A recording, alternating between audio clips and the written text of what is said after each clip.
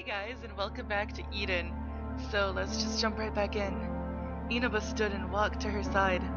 Lavier, you've got a long life ahead of you.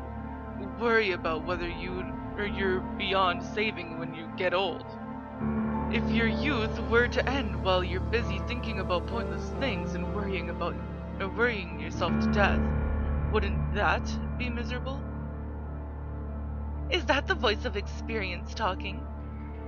What is that, you little brat? Major Inaba lightly tapped her on the head with the back of his hand. Yeah, a lot has happened to me too. A whole lot. Major? Lavier couldn't say any more. She vaguely sensed that something sad had occurred in Inaba's past, but Lavier also knew that she had no right to ask about it. Everyone lived with their own little demons inside their heart. It might just be one of those thoughts you cannot tell others because a driving force, or that becomes a driving force to live. That was what Lavier thought. So, how about it? Since we both had a lot happen to us, want to try comforting each other? I'll pass. She took several steps back and glared at her frivolous superior officer. That's too bad, Inaba said rather seriously and returned to his seat. I guess getting rejected is a good sign to get back to work, huh? Please excuse me as well, then. No, wait a second. Huh? Lavier stood mid-salute. Could you stay here on standby for a little while? My shift starts in the afternoon, so I don't mind. Is your appointment another one of those? Let's just say you're not far off. Of course, they were referring to the elimination and disposal of infiltrators within the research facility. Lavier's mind grew tense. In that case, why would you need me here? Did you give it to Warrant Officer Haruna? No, not Warrant Officer Haruna. I sent a different group. The circumstances are a little different this time. Not disposal, but rather detainment. Who exactly? After making a brooding gesture, Inaba's mouth curved into a sad grin. He tightly clenched his fist as he spoke. An adorable maid. No. You are under arrest. It was a morning like any other. After finally getting Scion out of bed with some mild difficulties in brushing her hair, Elicia brought Scion her breakfast before getting the laundry and finally leaving the room. An ordinary morning, the usual routines. So then, why did these soldiers stop her in the middle of her duties? Elicia tilted her head. Arrest? Yes, we are here to restrain you. 3 soldiers stood in Alicia's way. They were dressed in their field gear, complete with rifles hung over their shoulders. Elicia stared at the 3 of them, while with her head still tilted, then finally understood what they were after. My! By restrained you mean bondage? I regret to inform you, but it is not one of my hobbies. We aren't joking, the soldier who appeared to be the commander said with a troubled look on his face. We don't intend to be rough with you. Could you please come with us? What shall I do? Elicia set the basket of laundry on the floor and took an unnaturally brooding pose. She took things at her own pace as usual. Please, Elicia, we aren't doing this because we want to. Surely the Major won't treat you badly, so... By the way, what am I being charged with? It has been confirmed that you have been conducting unauthorized communications with an external party. So it appears to be concerning Scion. There is the possibility this will be considered treason as well. My, that sounds pretty serious. Those are the seeds you've sown. Since you've leaked information to the outside, it may be difficult for Major Inaba to work this out internally. My, he may be the commanding officer of the facility, but I guess he is still just another sorry field officer in the end. Don't you understand? We're not joking around. I understand, I'm just teasing you. Elicia. I completely forgot. The Major is someone I must not let my guard down around. A sweet smile rose across Alicia's face. You are all far too soft compared to the Major. You were told to restrain me. Why are you acting so gutless? Elicia, what are you? I am disobeying you. Her long skirt fluttered lightly through the air. Oh yeah, we're gonna see some action. And at the same time, his slender fist sunk into the back of the soldier's hand, which held the rifle. Gah! The soldier cried out and dropped his rifle. Elicia took another step, stomped her foot into the carpet, spun around and drove her elbow like an arrow into the pit of the man's stomach. He frothed at the mouth, and the pitiful soldier collapsed as his eyes rolled up into his head. What? Resistances! Two soldiers panicked and quickly pointed their rifles towards the girl. Elicia laughed quietly. They reacted late to this unexpected situation. Far too late. The girl sneered at the soldiers who were supposed to be professionals at combat. She kicked away the barrels of the guns pointed at her and swung her leg again no sooner than it had touched the ground. Huh! Her skirt flipped up to risque level, yet the soldier let out a cry of neither surprise nor pleasure. Oh my god, this is awesome, you guys. Ugh. Alicia's long, limber leg extended, and her heel sunk into the soldier's jaw before he finished his scream.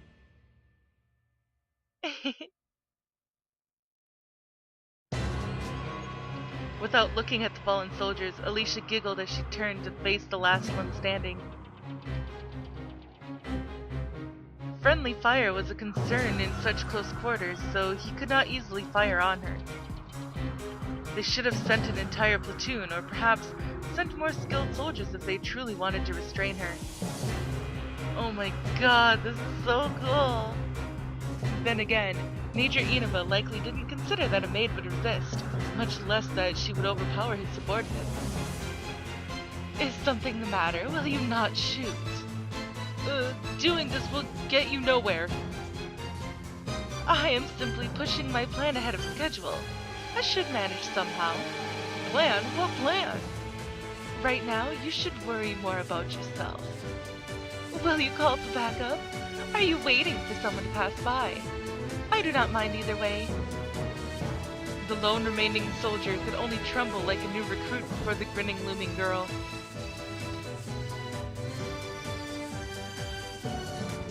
What happened to these guys?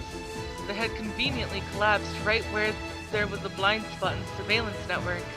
3 soldiers were piled on top of one another. I recognized their faces, but I couldn't recall their names. They all appear to be alive. Going out of my way to check for breathing and pulses was unnecessary. They didn't seem to be bleeding either. Had they been struck by something or suffered a surprise attack? For now, I suppose I'll look that way. I couldn't afford to ignore this, and it was certain that some trouble had transpired. As I was about to walk away, I noticed something had been left beside the fallen soldiers. A laundry basket? There was a dress inside. Don't tell me. Ping pong! At the very moment the answer came to my mind, a boundlessly cheerful voice reached my ears. Ping pong! A cheerful and out-of-place voice abruptly resounded through the quiet office. Inaba, who had been looking over the documents, and Lavier, who had been staring absent-mindedly out the window, both snapped their heads up. Let's see, can you all hear me? Everyone in the research facility? Miss Elicia? Yeah. Inaba nodded, reached for the PC on his desk, and opened a communication channel. Holy crap, everything is getting so serious. As you may all know, I am the maid Elicia. I am borrowing this internal broadcast because I have something I would like to tell you all this morning. Hey, what's happening? What's the Tokita squad doing? He couldn't get through to the squad that was supposed to have apprehended Elicia. If he could hear Alicia's happy-go-lucky voice over the facility speakers, then it was evident something had happened to the squad. I am not a fan of beating around the bush, so I will get straight to the point. You see, In about another 28 minutes, this research facility will explode into smithereens. Oh no. Hey, now's not the time for oh no's. Speaking of, I just activated the countdown timer for the dynamite buried in the basement. Seeing as how this facility contains extraordinary amounts of valuable data, that very dangerous item was prepared in the event it should fall into enemy hands. How scary. You're the scary one for switching it on. Major, now is not the time for wisecracks. By the way, since I do not know the termination code, there is no longer any way to stop it. I sincerely doubt the code would be cracked in the next 20 minutes either. Looks like it. Inaba sighed as he fiddled with his workstation. Only the commanding officer of the facility, Inaba himself, could have activated the device. That's how it should have been, but the emergency shutdown code Inaba knew was not being accepted. The program had apparently been rewritten somehow. I do apologize, but I do not believe you will die if you make it as far as the coastline. If you give it your undivided attention and run with all your might, you should be able to make it to the safety zone with time to spare. Please do try your best. On that note, thank you for listening attentively. The broadcast ended with a snap. Next fell an indescribable silence. What's this about? She really did it. I never thought they'd let her slip away and this would happen. I didn't see any of this coming. That maid is far more formidable than I thought. She most certainly hasn't lived this long for nothing. That's not what I'm talking about. How are you going to handle this? Everyone's going to take cover, obviously. Inaba immediately opened the comm system and began to advise all squads and personnel within the building to evacuate. That was the one and only thing he, the man in charge, could do. Inaba was concentrating so much on giving directions that he had not noticed Lavier had disappeared.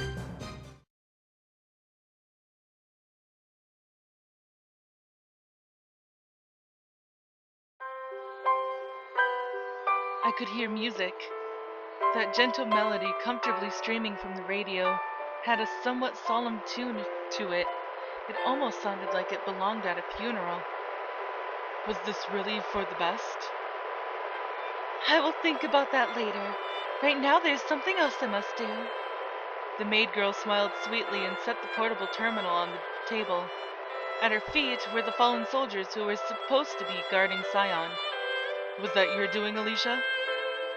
I made sure to apologize right before I hit them, although I'm not sure if they heard me. Smiling, she struck her own fist with pop. It looked like this maid was quite capable of protecting her master. All things considered, you do act quickly, Ro. You got here first. I'm Scion's guard. It's natural that I will come running to her side. How nice. What is? When you do as you are told, you never have to think for yourself. You rationalize your actions as being part of your orders without worry or distress, and are able to refrain from hurting yourself no matter what you do. Since you were ordered, you cannot help it, even if it is something you do not personally wish to do. All is settled with but a word. Elicia took a deep breath. Are you really satisfied living this kind of life, Ro Haruna? Is she offering to take us with her? Huh? I am sure you have a will of your own within you. Can you live your life only listening to others and die without any regrets? Can you say for certain that there is such a thing as a life free of regrets? I drew my handgun and slowly pointed it at Elicia. We were about 3 meters apart. It would be difficult for me to miss at this distance. Elicia, I want to ask for myself. Why do you go to such dangerous lengths for Scion? Throw the soldiers into chaos and use that opportunity to break Scion out of the facility. It was a simple plan, but I couldn't say it had a very high likelihood of success. Scion aside, if the orchestrator here were to make any mistake. Is that not obvious? I love Scion. Scion's first and final wish. If that girl wants to see the outside world, I will show it to her. That was our promise. A promise we made on a day now in the distant past, which I refuse to break at any cost. So there's no turning back now. Indeed. I alone am the only person in this whole world who can grant her wish. So I must. The eyes of the girl standing before my muzzle were filled with conviction. Eyes of someone with complete faith that they had made no mistake. Sis. I suspected I had made those very same eyes when I left the place I was born and raised and entered the military. But at some point, the fire in my eyes had grown dull. I stopped focusing on my goal and gave up thinking for myself. Even if there's nothing in it for you. I don't need to gain anything from it. If only Scion would smile from the bottom of her heart, that would be enough. I said nothing and lowered my gun. Elicia was just like I was, or once was. She needed nothing. If only the person precious to her, the person she loved, could smile, that was enough. It was the only thing in the world we wished for. I had lost sight of who I was and had forgotten that. Elicia. Yes. How well prepared are you? Ro? Elicia gazed at me and seemed to be sizing me up. This was the first I sensed any astonishment in her usually cool-headed gaze. This may have been what she was like as a scientist. I think I knew deep down that I would never see my sister again, and that she was dead. So all that was left for me was to die. I fought and tried to defeat as many enemies as I could. That was the only thing I had left after entering the military. But that's behind me now. I do not need this life. If I won't use it for my own sake, then I believe I should use it for someone else, to protect the life of someone trying to live. Elicia's eyes, within which dwelled a plethora of intricate colors, closed solemnly. She nodded slightly. You should assume all attempts to disable the self-destruct sequence will be useless. The program was put together by Natsume for use during a breakout. Sis made it? Security was not very strict when Natsume did it. She escaped simply by stealing a helicopter. So once she was brought back here, she entrusted the unused program to you? Of course. I had prepared a few other contingencies, but there's not much I can use right now, or right away. In other words, you left the rest to chance. Those aren't the best of odds, Elicia. How much could be done in the 20 minutes remaining? She wouldn't know if she didn't try. She had to try. I know it is quite reckless, but if I were detained, escape would have been impossible. Detained? That damned Major was quicker on his feet than I thought.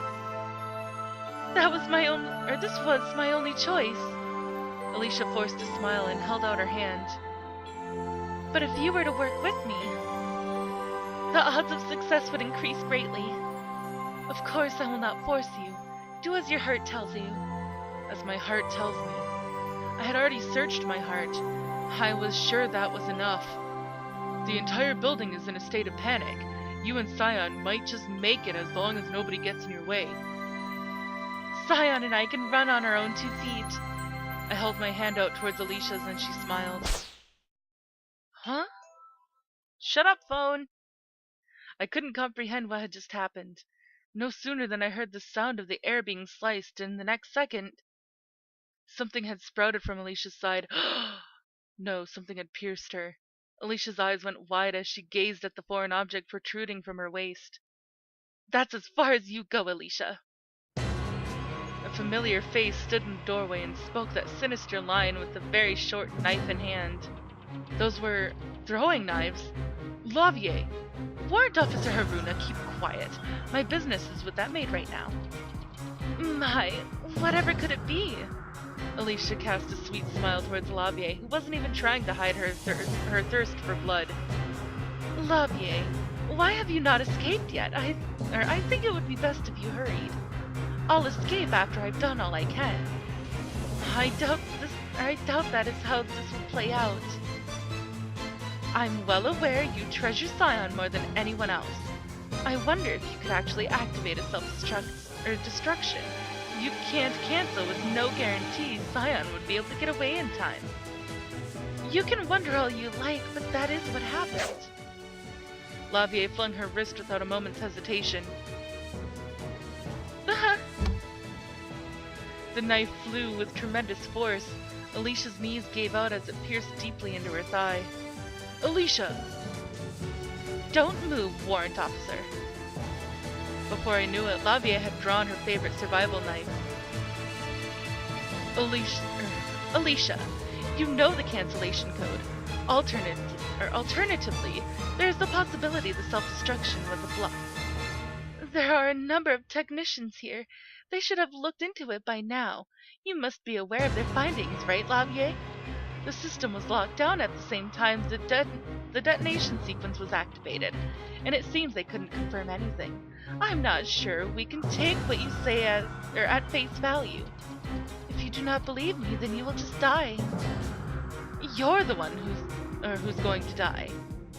With those words, Lavier prepared her knife. It's fine by me if you really don't know the code. I've got no more use for you.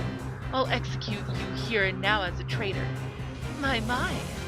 Elicia drew her hand to her mouth and smiled elegantly. I am sorry I cannot meet your expectations, but I intend to continue setting the record for oldest feelings. Your avarice will be your downfall, Elicia. That's enough, Lavier. Huh? I said that's enough.